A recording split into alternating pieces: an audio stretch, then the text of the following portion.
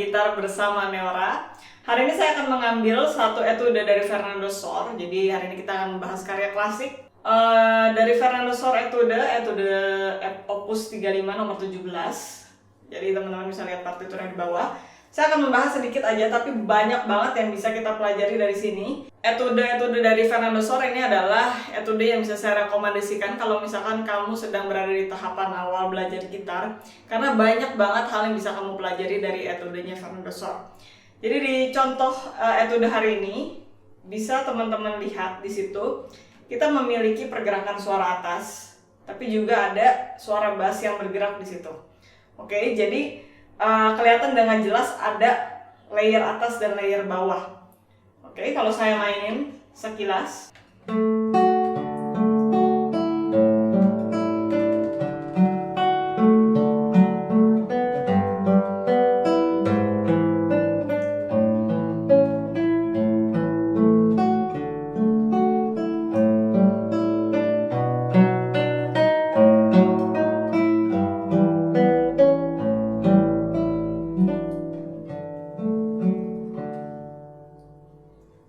Oke, jadi kurang lebih seperti itu bunyinya.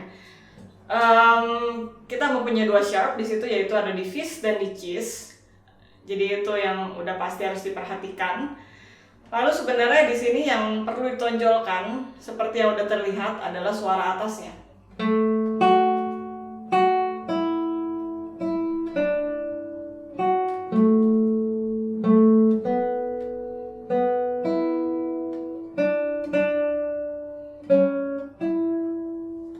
Oke, jadi itu adalah melodi utamanya.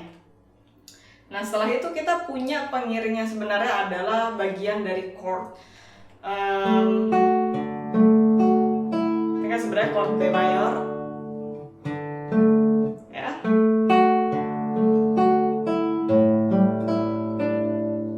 Nah, di situ kita harus menjaga balance antara suara atas dan suara bawahnya.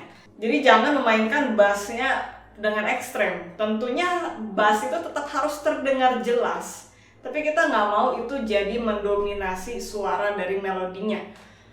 Ya, jadi kita akan memainkan bassnya dengan lebih ringan. Tetap ada suara bassnya. Bass itu biasanya tanpa kita kasih effort lebih, dia juga udah lebih besar suaranya ya. Nah, untuk suara atasnya tentunya itu kita harus lebih jelas memainkannya ya, karena itu adalah melodi yang terdengar secara utama gitu.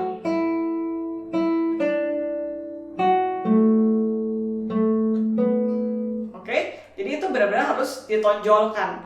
Gimana caranya menonjolkan? Tentunya kita harus memberikan effort lebih di tangan kanan di bagian melodinya ini. Nah, jadi cara paling gampang sebenarnya buat saya adalah membayangkan atau menyanyikan melodi tersebut dalam hati. Karena dengan kita menyanyikan, kita sebenarnya memberikan instruksi kepada tangan kita, ini harus lebih jelas loh, lebih keluar loh melodinya. Nah, tangan kita secara otomatis dia akan memberikan effort lebih untuk memunculkan melodi tersebut. Jadi kalau misalnya kita nggak punya bayangan bahwa ini melodinya harus lebih menonjol, ya ntar mainnya jadi kayak gini aja. Kayak cuma kesentuh aja gitu sebenarnya. Ya, dan itu kita nggak mau. Kita mau menonjolkan melodinya. Setelah itu untuk bassnya ini sebenarnya hanyalah supporting. Jadi dia hanya mendukung aja melodinya. Yang membuat harmoninya juga semakin penuh, karena kalau nggak ada bassnya kita juga nggak ada harmoninya ya. Jadi mainnya light aja.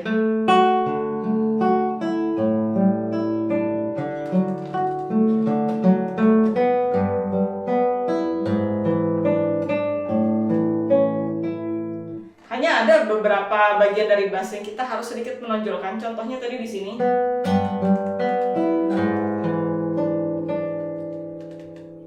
Kenapa di situ harus ditonjolkan? Karena gis ini dia bukan bagian dari tangan nada D mayor. Jadi ini adalah sebenarnya not asing di tangan nada ini. Makanya dia tulis tanda sharpnya itu sebenarnya di depan notnya, karena di dalam tangan nada ini ya nggak ada, gis itu nggak ada. Oke, jadi itu pertama harus kita tonjolin, dan karena alasan yang kedua adalah ini dominan. sini. Ya, jadi dari E mayor ke A. Oke, dominan itu biasanya dia lebih memiliki aksen, lalu resolve ke tonikanya ya, ke tingkat satunya. Nah, seperti itu. Jadi again itu harus dicapai balance-nya antara melodi dan bassnya atau iringannya. Nah, sebenarnya di partitur ini juga ada satu hal yang menarik, di mana di bagian bass itu ada tanda istirahat di setiap kali pergantian chord. Jadi di sini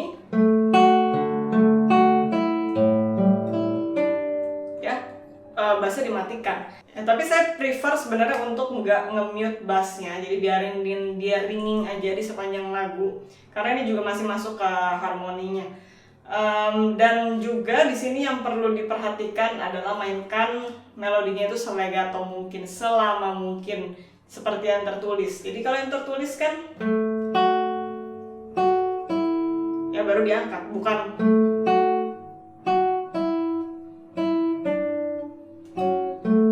kayak gitu ya, bunyinya nggak kayak gini. Itu kan jadi terlalu pendek-pendek semuanya. Ya, jadi make sure untuk benar-benar mainin sampai habis. Kalau belum pindah ke not berikutnya, jangan diangkat jari kirinya. Jadi itu yang akan menciptakan konektivitasnya, legatonya dari melodi utamanya. Etude memang biasanya ditujukan untuk melatih sesuatu hal yang teknis. Jadi ini walaupun kelihatannya simple, terdengar simple, tapi ini butuh detail teknik yang luar biasa, karena ketika kamu mengangkat sedikit aja lebih pendek, ini akan berasa nggak legatonya. Dan kalau kamu perhatiin, ini dia sebenarnya dalam satu bar aja udah ada 2 chord kan. Jadi dalam satu bar aja jari kiri kamu tuh moving terus gitu, jari kirinya berpindah terus ke chord yang berbeda. Jadi sebenarnya ini dibilang beginner pun enggak, ini udah masuk ke intermediate ya, karena sudah sangat detail yang dilatih dan kita banyak banget yang harus di-achieve di sini. Ya, selain dari tekniknya, tentunya nanti kita juga harus memainkan dinamika, phrasing seperti itu. Dan ini baru sebatas teknik aja, gimana kamu nge-hold melodinya bisa selegato mungkin. Kalau kamu tertarik untuk belajar lagu ini lebih penuh, kamu bisa ambil kelas sama saya atau kamu bisa download aja. Ini tersedia di internet secara bebas untuk partiturnya, jadi bisa kamu cari aja Sor Etude Opus 35 nomor 17. Nah, dari situ coba kamu latihan seluruh lagu dan bisa tulis di komentar kalau udah latihan apakah ada kesulitan dalam memainkan etude ini, atau bisa juga kamu gabung ke komunitas untuk sharing pengalaman kamu saat belajar lagu ini. Oke, itu aja untuk Latar Marah hari ini. Thanks for watching and I'll see you guys in the next video. Bye bye.